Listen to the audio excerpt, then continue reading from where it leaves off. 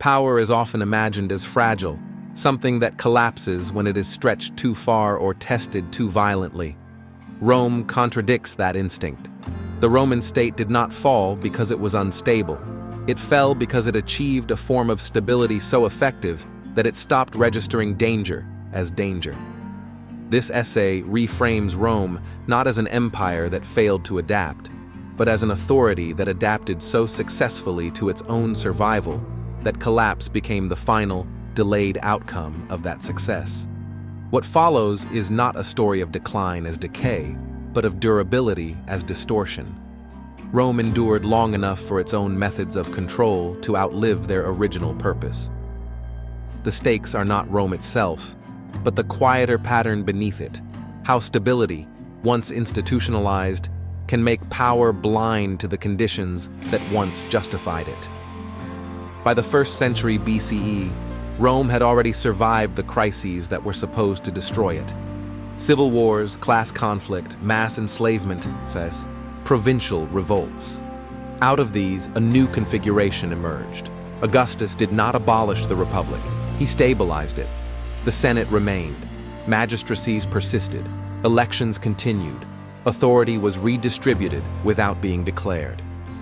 By 27 BCE, Rome had entered an era where power no longer appeared contested. It appeared settled. The institutions were familiar. The Senate still debated. The legions still obeyed. The provinces still paid. The emperor was framed not as a king, but as a caretaker of an inherited order. Stability was not just achieved, it was ritualized. Succession, taxation, military command, and law were absorbed into a system designed to minimize disruption. Rome no longer needed constant improvisation. It needed continuity. By the 2nd century CE, this continuity had hardened into expectation. From Augustus through the Antonines, the empire experienced relative peace, predictable administration, and territorial coherence. Roads connected the provinces. Grain flowed from Egypt to Rome. Law standardized governance across vast distances. The emperor's image was everywhere, yet the emperor himself was often distant. Authority was embedded in process, not presence. This is where misreading began, not through arrogance, but through success. The Roman state learned that it could absorb shocks without changing form. Revolts were suppressed, emperors died, and successors emerged. Even civil wars ended with restoration, not reinvention. Each survival reinforced the belief that the structure itself was sufficient. Stability became evidence of inevitability. Silence enters here, not as peace, but as delay. The legions still marched, but their loyalty increasingly followed the promise of pay and legitimacy rather than abstract Rome. Emperors responded by regularizing salaries, benefits, and retirement. Authority adjusted, but always in the direction of preservation. Each adjustment narrowed future flexibility.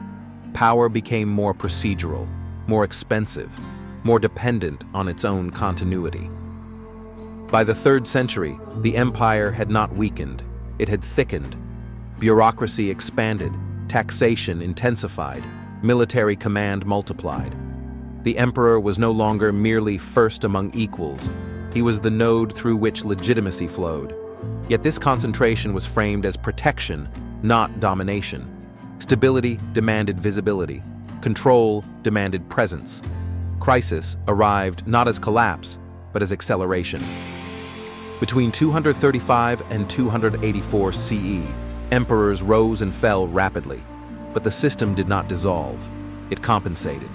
Diocletian reorganized the empire, not to end instability, but to manage it.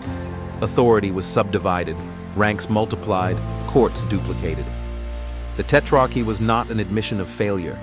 It was a declaration that Rome could be stabilized again through structure. And it worked. The empire did not fall, it adapted. Constantine followed, re-centralizing legitimacy through religion and dynasty. Christianity became an instrument of unity, not because of belief, but because it offered symbolic coherence. Stability was reasserted on a deeper level. The state now governed not only bodies and land, but meaning. Here, perception lagged behind reality. The empire's borders were under pressure, but its internal logic insisted on endurance. Taxes increased to fund defense. Laws multiplied to manage compliance.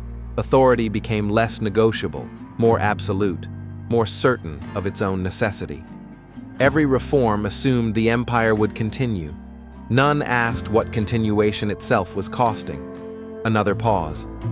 Grain shipments still arrived. Courts still functioned. Titles still conferred legitimacy. From within, Rome looked permanent. From without, it looked rigid. Authority no longer bent. It redirected force inward to preserve form. The emperor became sacred. Dissent became heresy. Stability demanded obedience, not consensus. By the late 4th century, the Western Empire faced fragmentation, but not disbelief. Even as territory was lost, the idea of Roman authority remained intact. Emperors ruled without armies. Laws were issued without enforcement. Titles persisted without power.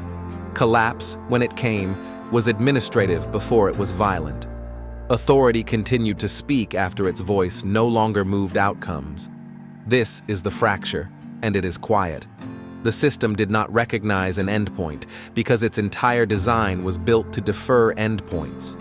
Rome had survived too much to imagine non-survival. Stability had trained authority to interpret erosion as delay and delay as control. By the time legitimacy thinned beyond repair, the language of power remained unchanged. The Western Empire did not fall in a single moment. It receded while still functioning. Officials collected taxes for armies that no longer existed. Emperors negotiated from cities they could not defend. Authority remained convinced that order was recoverable, because it always had been before. And yet, recovery requires margin. Rome had consumed its margin in the act of stabilizing itself. Each solution had been absorbed into permanence. Each emergency measure had become routine. Stability had eliminated slack, ambiguity, and improvisation. When conditions shifted beyond what the system could absorb, authority had no conceptual space left to respond.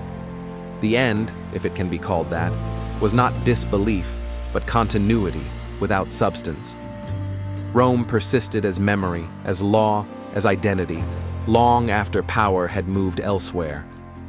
The empire's collapse was inevitable not because it was weak, but because it had succeeded in making its own form non-negotiable. What remains is not a lesson, but a narrowing. Stability does not announce its danger. It convinces authority that survival equals correctness. Rome did not ignore warning signs. It interpreted them through a structure that had already decided what endurance looked like. Collapse emerged not as a rupture, but as the final stage of a system that could no longer imagine itself ending. The pressure does not resolve here. Authority always believes control is recoverable, until recovery itself becomes the illusion. Rome's stability did not prevent collapse. It delayed it long enough for inevitability to harden. Subscribe to Timeless Questions for more thoughtful journeys into the ideas and forces that shape civilizations and continue to shape us.